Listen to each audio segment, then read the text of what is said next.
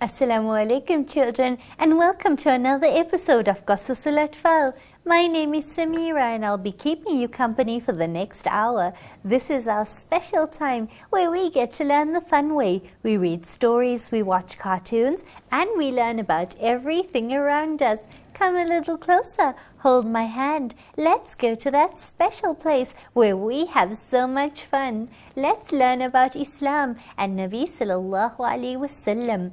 Let's dream about Jannah and find ways to make Allah happy. Today, children, let's start off with a quick break, and when we come back, we're going to have so much fun. We'll be back soon.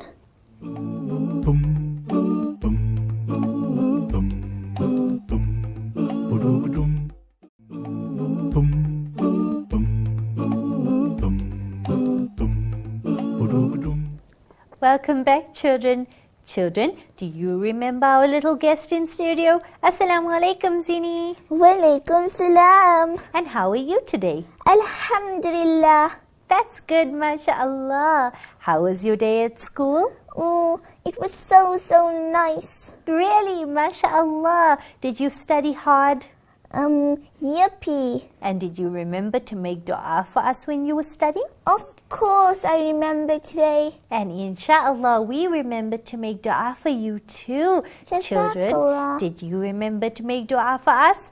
I hope so, inshallah. Little Zini, I know you have a story planned for us. Little Zini's been talking about her story for a very long time, and I can't wait to hear it.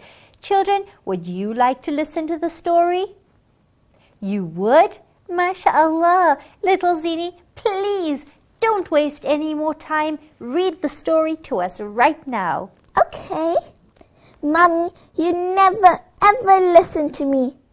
Tayyiba was annoyed. Her mother was not cooperating with her. She was being so stubborn. They were out shopping and her mother just refused to buy her the fashionable pair of shoes that she wanted. Tayyiba said to her mother, "I'm not buying these shoes for you just because your friends have them. There's absolutely nothing wrong with your shoes you have." "But Mom, you don't understand why I need them," Tayyiba said. "My other shoes are all old and they're gone out of fashion." The argument didn't sway her mummy, who refused to change her mind. "I'm not buying these for you, and that's final," she responded sternly. Tayyiba's eyes, blazing with anger, stamped her foot and announced, "You always do this, Mummy. You never ever listen to me. You always do what you want to do instead of what I want you to do. I'm not only asking you to buy me one pair of shoes, and you won't even do that for me. Stop making a scene. You know very well your shoe cupboard needs to go on a diet," her mum said. "Since it's stuffed to the brim, you don't have any more place for those shoes, so why don't you use them?" Just then she became aware of people watching them. "Throwing a tantrum will not make me change her mind," she hissed, glaring at Tayyiba. This enraged Tayyiba even more. She responded by saying rudely, "Don't talk to me. If you can't listen to me, then I'm not listening to you either."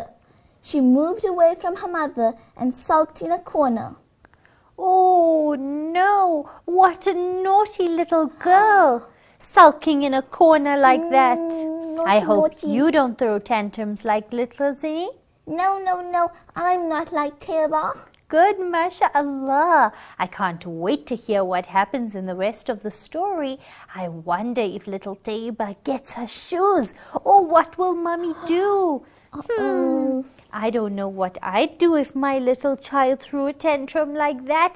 Little Zini, I hope you're a good little girl and don't throw tantrums, inshallah. I am, Samira. I don't have so much shoes to go on a diet for.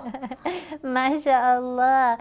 Children, let's go for a quick break, and when we come back, we'll read the rest of the story. Stay tuned. Welcome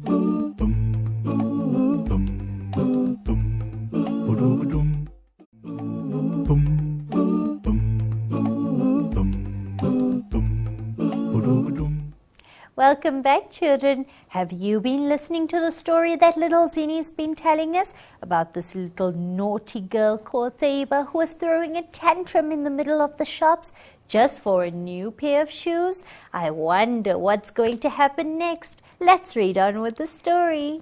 She moved away from her mother to sulk in a corner. Two women passing by overheard the entire conversation. They discussed aloud what they thought of her behavior. Isn't it sad to see how disrespectful children are these days? The first woman asked. Instead of obeying and listening to their parents, they expect their parents to respect and obey them. Yes, it is really sad, the second woman replied. Maybe that child doesn't realize the high status of her mother in Islam. A child's not supposed to say ah or oof to their mother, let alone stamp their foot or back chat. I hope my child never behaves so disgracefully, she added, as they walked away. They hoped Taiba heard them and felt ashamed of herself. Taiba's ears turned red with embarrassment as she clearly heard the woman. They had given her something to think about. She was supposed to be loving and respectful to her parents at all times. But when she became angry, she often forgot. She deeply regretted and disrespectful to her mother. She was well aware of the hadith. Jannah lies at the feet of the mothers. Taiba looked around and spotted her mother at the far end of the aisle. She walked slowly up to her and wrapped her arms around her mother's waist. I'm sorry, Mummy, for being so rude, she apologized. Her mother was surprised at her daughter's words. She wondered what happened to bring such a change. Taiba looked so full of remorse. She hugged her daughter and instantly forgave her. Apology accepted, she said, smiling at her daughter.